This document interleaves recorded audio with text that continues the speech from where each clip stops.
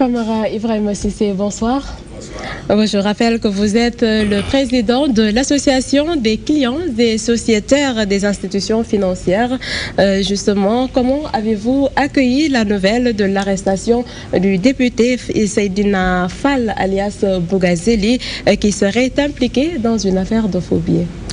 C'est triste, mais ce n'est pas la première fois que nous ayons vent de ces pratiques, parce que c'est des pratiques très récurrentes. Nous recevons énormément de plaintes, de complaintes d'usagers qui nous disent qu'ils ont quitté une banque avec une manne financière et pour entrer dans une autre banque où il leur était signifié qu'il y avait dans la manne financière de faux billets.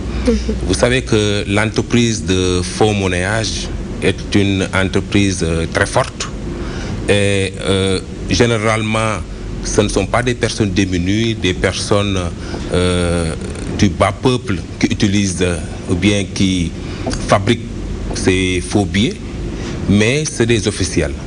Parce que les cas que nous avons recensés, ce sont des artistes ou bien c'est des officiels de ce pays qui usent ou bien qui sont derrière cette entreprise de fabrication de faux billets.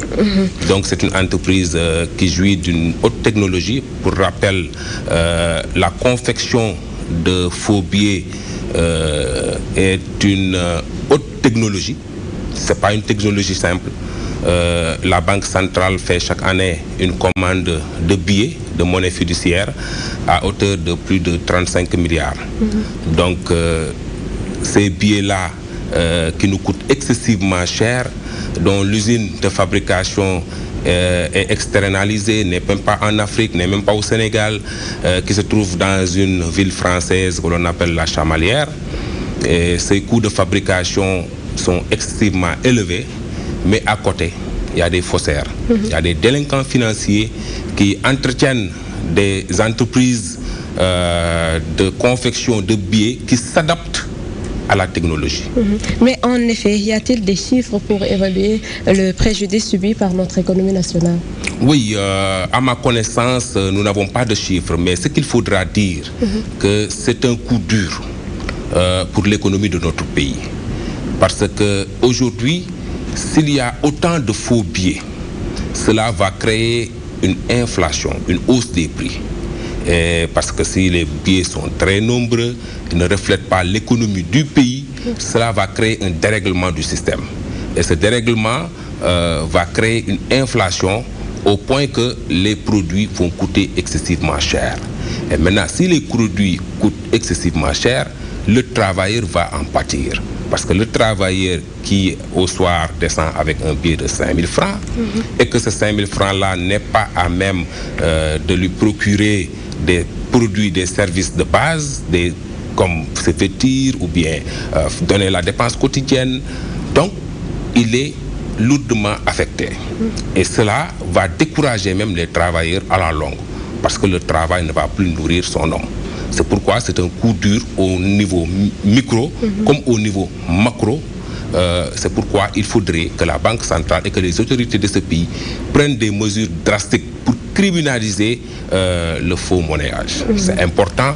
Si j'ai bon souvenir, je pense qu'en 2017, il y a eu un projet de loi qui a été posé sur la table pour lutter contre, décourager et dissuader la contrefaçon, l'altération des billets, la falsification. Donc ce projet de loi a été voté à l'Assemblée. Il y a une loi qui sanctionne.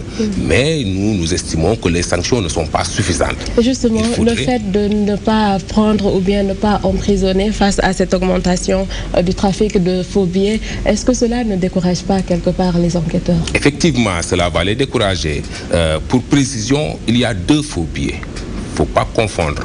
Il y a des faux billets qui sont détectables facilement par la manipulation, par le maniement, par les machines, les appareils de détecteurs de faux billets. Ces faux billets-là, vous ne pouvez pas en écouler plusieurs.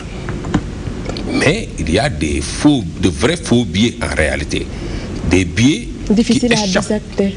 Extrêmement difficiles à détecter, qui échappent à la détection des appareils, qui échappe à la détection même de la manipulation, du maniement par la main, mais que l'on peut identifier que sur la base d'un constat de doublon. Autrement dit, c'est au niveau seulement de la Banque centrale qu'on peut constater qu'il y a 2 billets qui sont arrivés et qui ont le même numéro. Et en ce moment seulement, on peut tirer la conclusion selon laquelle il y a un de ces billets qui est faux.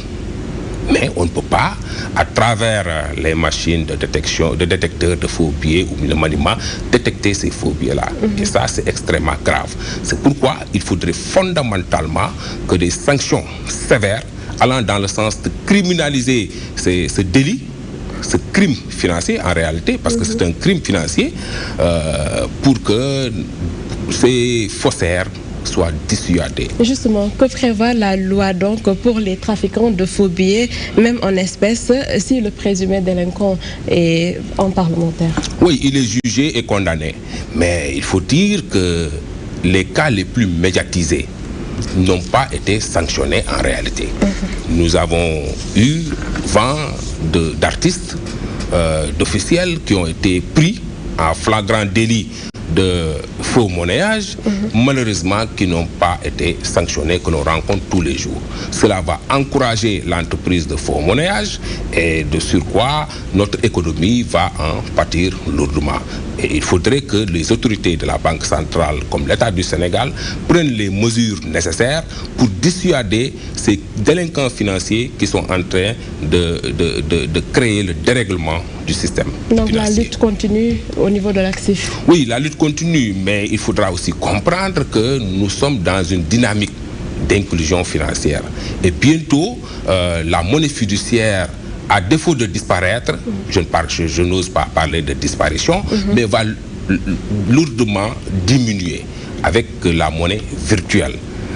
Ce qui va peut-être amoindrir cette crise financière, ce dérèglement que nous sommes en train de vivre. D'accord. Famara Ibrahim Cissé, merci. C'est moi qui Je rappelle que vous êtes le président de l'association des clients et sociétaires des institutions financières, justement.